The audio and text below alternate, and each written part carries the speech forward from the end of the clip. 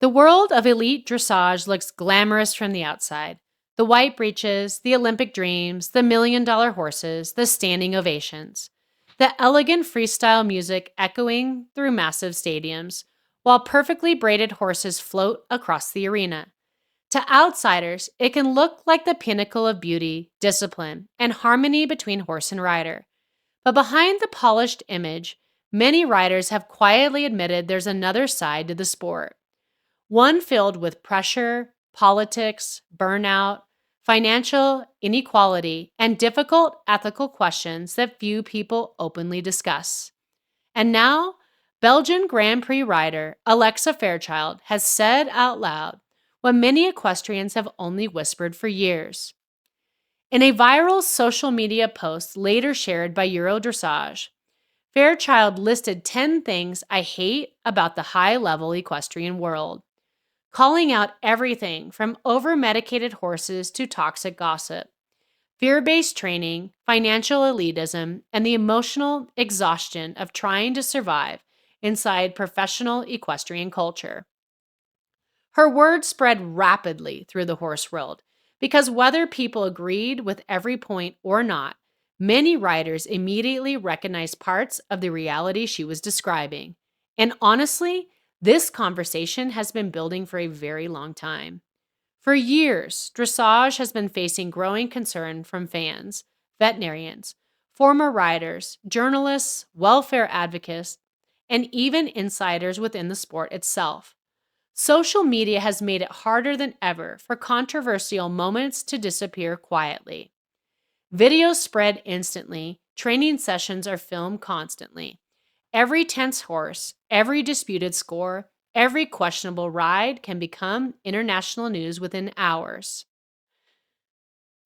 The result is that dressage now finds itself in a position it has never experienced before. The sport is no longer being judged only by insiders. The entire public is watching, and increasingly, the public is asking difficult questions about horse welfare, judging standards, money, and ethics. That's why Alexa Fairchild's comments landed so differently. Because this wasn't an outsider criticizing the sport from a distance. This was someone who had reached the highest levels of international competition and still felt deeply uncomfortable with parts of the culture surrounding it. Alexa Fairchild is not a beginner rider chasing attention online. She has spent years climbing through the competitive ranks of international dressage. The Belgian rider competed through ponies, juniors, and young riders before representing Belgium at the senior level. She competed at the 2021 European Championships in Hagen, served as reserve for Belgium's Olympic team for Tokyo, and recently placed 7th at the 2026 World Cup Finals in Fort Worth aboard her horse Fairplay. In other words, she knows this world intimately. She understands the pressure, the sacrifices, and the politics because she has lived them herself. That's what made her comments feel so significant. She wasn't speaking from speculation, she was speaking from experience. And the first issue she attacked was money. Fairchild described an equestrian world where young riders are sold a dream that becomes almost impossibly expensive to pursue. And honestly, this is one of the most obvious truths about modern dressage. High-level equestrian sport has become extraordinarily expensive. For many riders, the costs begin piling up before they even enter the show ring. Training rides, lessons, horse purchases, shoeing, supplements, veterinary bills, insurance, and so on. It becomes an endless financial cycle. At the lower levels, talented riders often survive through sheer determination, working multiple jobs while trying to ride and compete. But as riders move towards international competition, the costs become almost unimaginable. Some Grand Prix horses are worth hundreds of thousands of dollars or even millions. Maintaining a horse capable of competing at the elite level can cost more per year than many families earn annually. And this creates a painful reality inside the sport. Talent alone is often not enough. Many gifted riders simply quit because they run out of money. Meanwhile, riders with greater financial backing may gain access to elite trainers, better horses, private facilities, and international opportunities that others never receive. Critics argue this creates a system where wealth can matter as much as horsemanship. And honestly, that criticism has become increasingly difficult to ignore. Because dressage has always carried an image of exclusivity. But in recent years, the gap between ordinary riders and elite competition seems to have grown even wider. For younger equestrians watching from the outside, the top levels can sometimes feel unreachable unless enormous financial support exists behind them. That financial pressure affects not only riders but horses too. Because when horses become extraordinarily expensive investments, the pressure to keep them competing grows stronger. And this leads directly into another one of Fairchild's criticisms: the management of horses at elite competitions. Fairchild has specifically criticized that many top horses are kept confined in stalls around the clock because owners fear injuries or scratches before competitions. Now, supporters of the system argue that these horses are elite animals requiring careful management. They are incredibly valuable financially and ethically, and preventing injuries becomes a top priority. But critics argue that excessive confinement creates serious welfare concerns. Horses are naturally active herd animals. In the wild, they move for much of the day. They graze constantly, they socialize continuously. Their bodies and minds evolve around movement and interaction.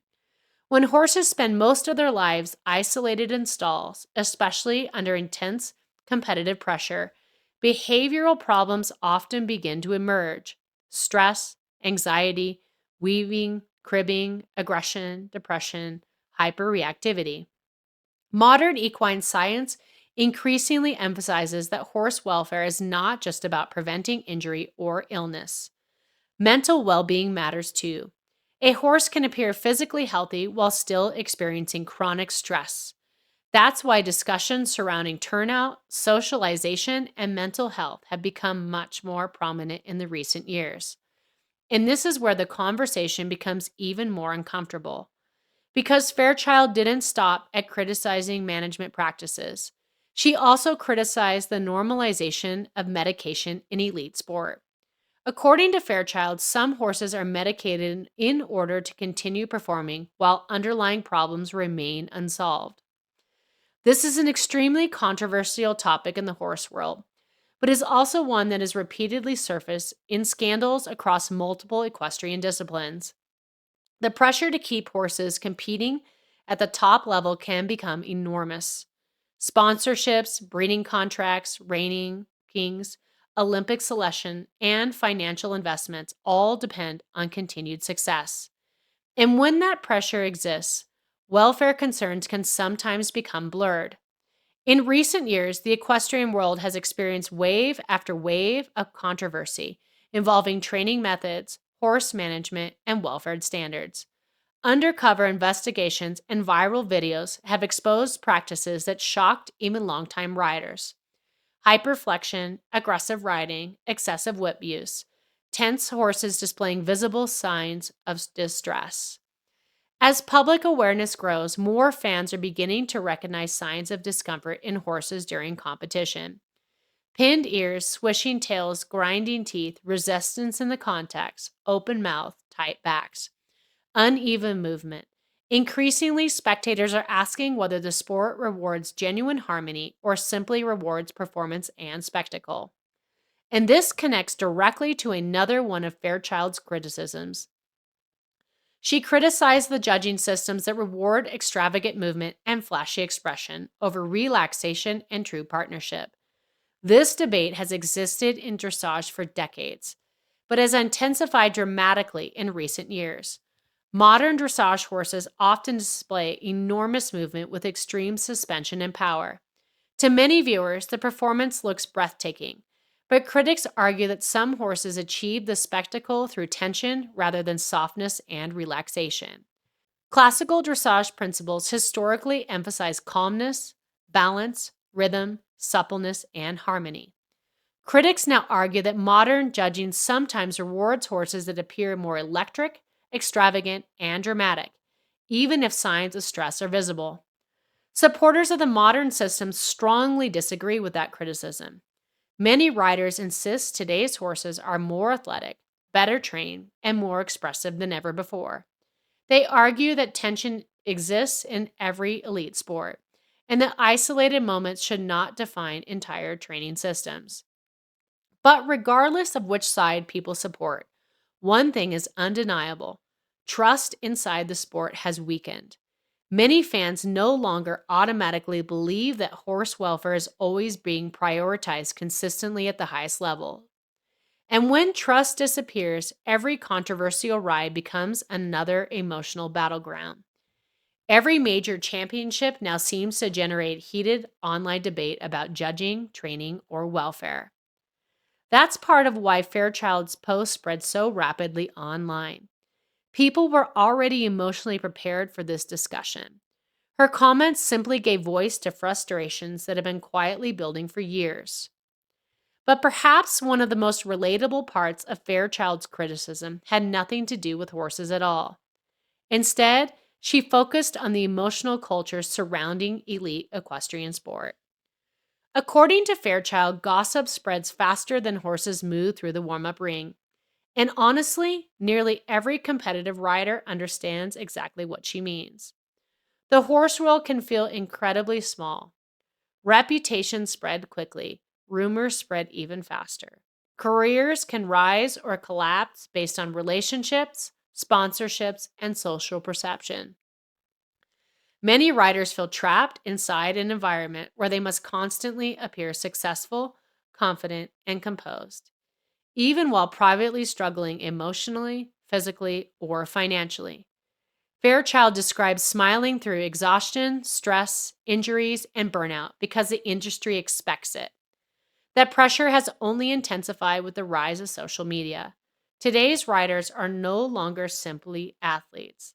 They are public brands. They are expected to maintain careful, curated online images while simultaneously managing horses, sponsors, travel schedules, and competitive pressure.